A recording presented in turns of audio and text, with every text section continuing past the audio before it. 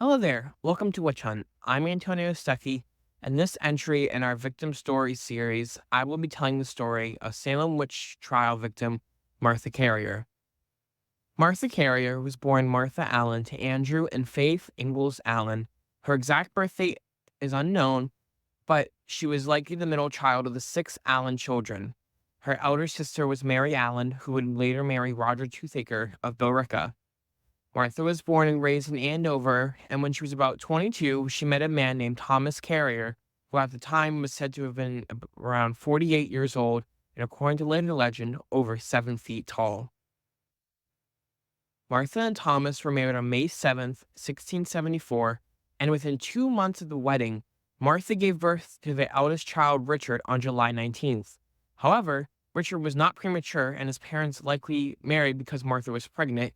Fornication before marriage was a crime punishable by whipping, but it's unknown if the couple was punished. The Carrier family settled in Billerica, where Martha gave birth to four more children, and sadly, their daughter Jane died after her birth in 1680. In 1676, the Carriers moved their farm into the northern part of Billerica, near Martha's sister Mary Toothaker. This was due to local suspicion that the Carriers were bringing smallpox into their community, and Martha had an aggressive behavior with her neighbors, and there were rumors that the unusually tall Thomas was the man who executed King Charles I in 1649. Between 1684 and 1689, the Carriers left Billerica officially, returning to Martha's birthplace of Andover, where they lived with Martha's parents, Faith and Andrew. Sadly, in 1690, a smallpox epidemic swept through Andover, killing 13 people. 7 of them were members of Martha's family: her father, 2 brothers, 2 nephews, a sister-in-law, and a brother-in-law died as a result of the disease. Despite taking care of her father and losing many of her family members, suspicion fell on Martha as no one in the immediate Carrier family died from the disease. Martha's mother would pass away not long after, and by 1692, the ongoing outbreak of witch accusations in nearby Salem spread to Andover. Martha Carrier was accused of witchcraft on May 28, 1692, alongside her sister Mary Toothaker. Why? It was likely due to the rumors of her causing the 1690 smallpox epidemic, and the rumors of her brother-in-law, Roger Toothaker, being a folk healer and using counter magic didn't help her at all. On May 31st, 1692, Martha was examined in the meeting house before the afflicted that had accused her. When Martha entered the meeting house, the afflicted reacted violently to her presence, but Martha maintained her innocence, stating, "I have not done it." And when asked if the man in black came to her, and she told the magistrates, "I saw no black man but your own presence." The afflicted claimed that 13 ghosts surrounded Carrier, accusing her of using witchcraft to start the epidemic. A few months after her arrest, Martha's children Richard, age 18, Andrew, age 15, Thomas Jr., age 10, and Sarah, age 7, were arrested as well. Richard and Andrew confessed after being tortured, and Thomas and Sarah confessed as well, claiming that their mother made them a witch. It's unknown how these accusations from her own children made Martha feel, but likely she probably knew deep down her children had no choice.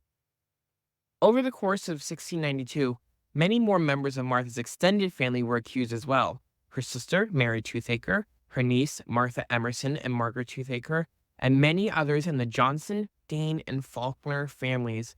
Many of them would give accounts that were used against Martha at her trial. Martha was held for trial, and by early August of 1692, she was finally brought to trial. Much of the evidence came from her Andover neighbors. Benjamin Abbott accused her of killing his cattle and causing his feet to swell after an argument. 11-year-old Phoebe Chandler claimed that her specter tried to attack her in the meeting house, and that after hearing a disembodied voice in the bush, she fell ill. And many of the accused witches from Andover also testified against her, including Ann Foster and her daughter, accused witches Mary Lacey Sr. and Mary Lacey Jr. Mary Lacey Jr. stated that Martha Carrier was promised to be the queen in hell, alongside the Reverend George Burroughs, and even her own nephew, Alan Toothaker, testified against her as well, son of Mary and Roger. After the incredibly biased testimonies against Martha, she was found guilty and sentenced to hang. On a hot summer day on August 19, 1692, Martha Carrier was led to the gallows alongside John Proctor, John Willard, George Jacobs, and George Burroughs. There she was one of the first to be hanged, and her body was hastily buried. Robert Califf later describes in More Wonders of the Invisible World, stating, "When George Burroughs was cut down, he was dragged by a halter to a hole or grave between the rocks about 2 feet deep. His shirt and breeches were pulled off, and an old pair of trousers of one of the executed put on his lower parts.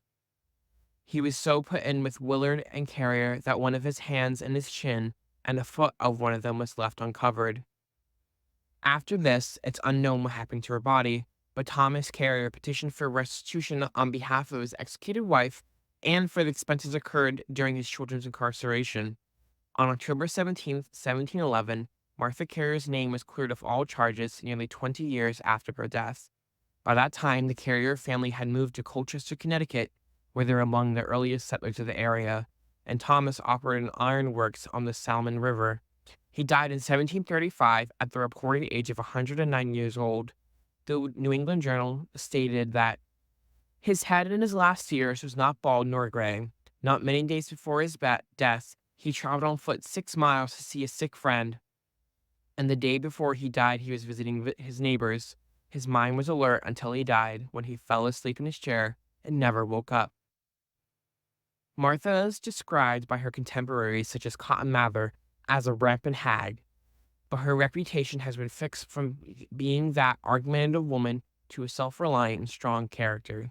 She's honored with 2 memorials at the Charter Street Memorial in Salem and the Witchcraft Victims Memorial in Danvers. Her story is also told in The Heretic's Daughter, written by descendant Kathleen Kent, and The Once and Future Witch Hunt by Alice Markham Cantor. Sadly, a few years after the trials, Martha Carrier's own sister, Mary Toothaker, was killed in a raid in 1695, and her niece, Margaret, was never seen again. Thank you. I hope you enjoyed.